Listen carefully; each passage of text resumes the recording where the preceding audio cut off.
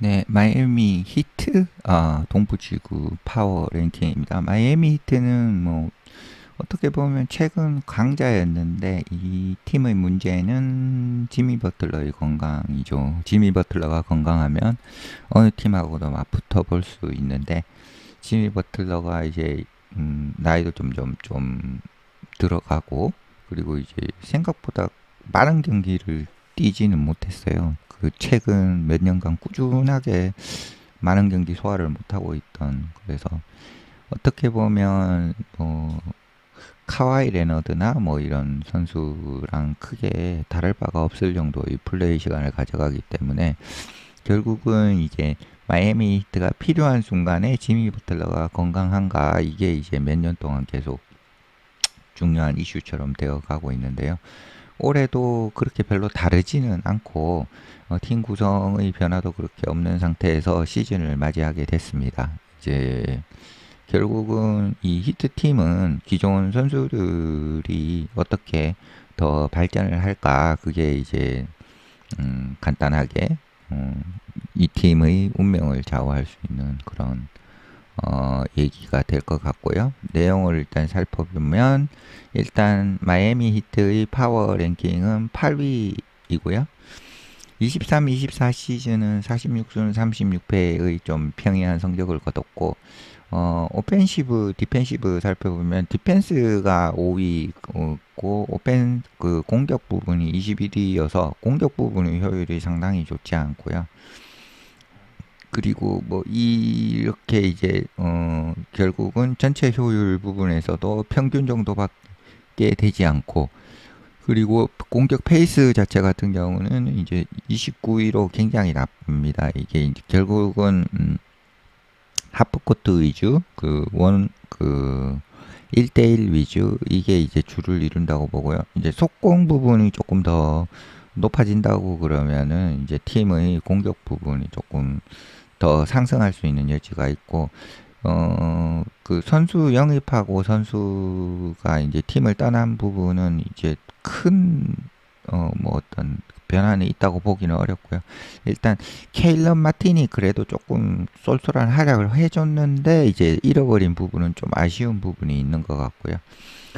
어, 세 가지 이제 중요 숫자를 보면은 이제 테리 로지어, 타일러 히로, 지미 버틀러, 그리고 뱀 아데바요가 어떻게 보면 이 팀의 얼굴이라고 볼 수 있는데, 이 선수들 4명이 함께 뛴 경기가 이제 10경기밖에 없었어요. 지난 시즌에. 테리 로지어 역시도 이제 부상 이슈가 많았었고, 지미 버틀러 역시도 부상 이슈가 많았었고, 그래도 이제 그렇다고 하더라도 이제 10경기밖에 이 팀의 얼굴들이 같이 뛰지 못했다는 부분은 지난 시즌은 분명히 안 좋았던 부분이 맞고요.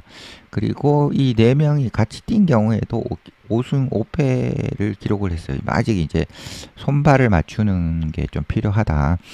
테리 로지어 선수도 아무래도 이제 헤비볼 핸들러고, 지미 버틀러도 마찬가지고, 타일러 히로도 그렇게 볼 소유를 간결하게 가져가는 선수는 아니고요.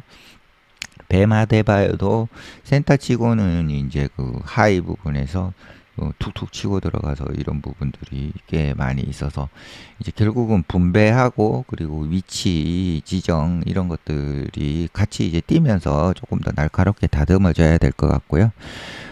그리고 그 히트는 이제 3점 슛 시도인 거죠. 그러니까 코너 3점슛 시도가 29.8%여서 리그에서 가장 높은데 실제 성공 퍼센트는 이제 40%가 안 돼서 평이하다는 거죠. 결국 이 코너 3점슛 시도를 많이 하는데 이 부분이 이제 퍼센트를 좀 더 올리게 된다 하면은 이제 공격적인 부분이 지표가 조금 더 좋아질 여지가 있는 겁니다. 일단 선호하는 3점슛의 위치는 코너 쪽을 많이 선택하고 있는 상태입니다. 이건 결국 이제 볼을 이동을 쭉쭉쭉 시키다가 사이드 쪽에서 이제 노마크 찬스가 나는 형태, 그런 형태. 이제 어떻게 보면 고전적인 그 3점슛 유도라고 볼 수 있겠죠. 캐치앤슛을 주로 이제 유도를 하는 그런 형태의 전술이라고 볼 수가 있고요. 그리고 로드 게임, 그러니까 원정 게임만 이렇게 보면은 그 원정 게임의 했을 때 그 상대 팀이 제한 구역에서 26.3%밖에 이제 슛을 쏘지 못했다는 거죠. 그러니까 그만큼 그 골밑이나 어떤 제한 구역에서의 수비는 되게 좋았다는 거라고 볼 수가 있습니다. 그리고 그러면 이제 이 팀이 좋아지려면 어떻게 해야 되느냐? 어디에서 공격을 더 이렇게 가져올 수 있을까가 문제입니다. 이제 지미 버틀러 같은 경우에는 뭐 어차피 잘해주는 거라서 예, 그래서 히트는 6팀 중 한 팀인데 6팀이 어떤 팀이냐 하면은 지난 2시즌 동안 공격이 바텀 10에 있었다는 거죠. 그러니까 공격 부분 11위에서 21위에서 30위를 기록한 팀이라는 거죠. 그러니까 뭐 25위 혹은 뭐 22위 이렇게 2번 연속 기록했을 수 있겠죠. 지금 보면 공격 부분이 21위죠. 예. 21위였고 지난 시즌 21위였고 지지난 시즌도 21위에서 32 사이의 어떤 그 등수를 기록을 했다는 거고요. 그만큼 히트가 지난 2시즌 동안 공격이 좋지 못했다. 이렇게 보시면 되고 공격은 이제 제일 좋았던 때는 116점입니다. 116점이면 3점 정도 가량 높죠. 평균보다 팀의 평균보다. 그건 언제냐 하면 버틀러가 있을 때입니다. 지미 버틀러가 들어오면 이제 공격의 숨통이 좀 트인다. 그리고 굉장히 유의미한 수치를 차이를 보이면서 지미 버틀러가 잘해준다. 그렇게 보시면 될 것 같고요. 그리고 아마 근데 이제 지미 버틀러가 그렇게 계속 많이 출전했으면 좋겠는데 그 2042분을 정규 시즌 소화를 했는데 이 이상은 아마 또 기대하기는 힘들다 그렇게 생각을 하고 있습니다. 지난 34살이니까 이제 아마 이제 정규 시즌 출전 시간이 뭐 작년이랑 비슷하지 않겠냐. 그거보다 더 높게 기대하고 뭐 플랜을 세우면 곤란하다. 이렇게 좀 보면 될 것 같고요. 그리고 그래서 이제 지미 버틀러보다 이제 또 다른 곳에서 어떤 득점 생산성을 좀 더 가져와야 되는데 마틴이 없는 것, 그러니까 마틴이 이제 떠난 것은 아마 이제 팀적으로는 조금 뼈아픈 거다는 거고요. 그리고 아마 이제 수비에서는 탑 쪽에 이제 뭐 물을 거라는 거에는 의심의 여지가 별로 없어요. 그거는 이제 지난 9년 동안 8번을 그 히트가 이미 했기 때문에 어떻게 보면 히트 컬처 비슷하게 되는 거라서 그리고 스포엘스트라 감독이 워낙 유능한 감독이라 수비 조직력은 잘 만들어 놓고 거기에 이제 선수들이 이미 또 많이 적응된 상태고 지금 선수 변동도 별로 없기 때문에 수비는 믿을만 할 거라는 거죠. 근데 이제 이 수비 좋다고 해서 수비만 가지고 그 동부지구의 최고의 팀들 뭐 보스턴이나 뭐 뉴욕이나 혹은 필라델피아나 미러키나 이런 팀들하고 좀 맞짱을 뜨기는 별로 어렵다는 거죠. 왜냐하면 이제 또 이제 또 나쁜 어떤 그 공격 지표를 가지고는 그 싸우기가 그리고 버티기가 좀 쉽지 않다. 그렇게 보이고 그리고 어쩌면은 이제 결국은 이제 하이메 하케스 주니어하고 니콜라 요비치를 계속해서 선수를 발전시키고 있는데 그런 부분에서 어떤 공격적인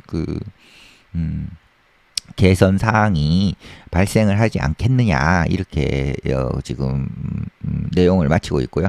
하이메 하케스 주니어하고 니콜라 요비치는 뭐 지난 시즌에 좋은 모습을 보여줬는데 여전히 이제 젊은 선수이기 때문에 뭐 어떻게 성장하는지 지켜보는 것도 좀 재밌을 것 같고요. 결국은 마이애미 히트 같은 경우는 지미 버틀러일 거고요. 그리고 뱀 아데바요도 점점 이제 능숙해지고 그리고 플레이가 노련해지고 있기 때문에 이 두 명이 이제 원, 투 이렇게 될 거고 가끔 이제 3 옵션으로 히로가 되느냐 그리고 혹은 로지어가 되느냐 이런 형태의 그 선수 컨디션에 따라서 아마 이제 그렇게 이제 버틀러하고 아데바요는 상수가 될 것 같고 그 히로, 로지어는 이제 어떤 선수가 터질지 요게는 이제 변수가 될 것 같고요. 그리고 하이메 하케스 주니어하고 니콜라 요비치 같은 경우에 더 변수 이렇게가 될 것 같습니다. 네, 마치겠습니다.